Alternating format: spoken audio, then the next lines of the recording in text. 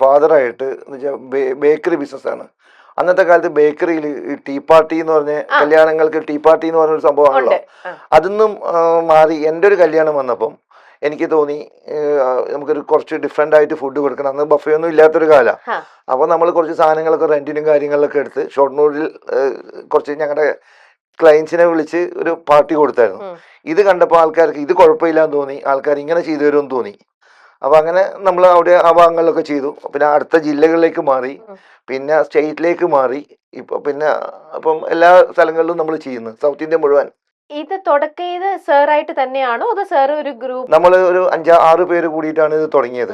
തുടങ്ങിയപ്പോൾ അന്ന് കാറ്ററിംഗ് എന്നുള്ളൊരു സംഭവം തുടങ്ങി വരുന്നേ ഉള്ളൂ. ആ സമയത്ത് തുടങ്ങിയപ്പോൾ മറ്റുള്ളവരൊക്കെ ഒരുപാട് നഷ്ടങ്ങളും കാര്യങ്ങളും വന്നപ്പം അവരൊക്കെ അതിൽ നിന്ന് ഇട്ട് പോകേണ്ടി വന്നു. ഇത് ഒഴിവാക്കി പോയി. പിന്നെ ഞാനത് എടുത്തു വീണ്ടും അതിനെ ഇതായി ഇപ്പം അറിയപ്പെടുന്ന ഒരു ബ്രാൻഡായിട്ടും കമ്പനിയായി ഞങ്ങൾ മാറിക്കഴിഞ്ഞു.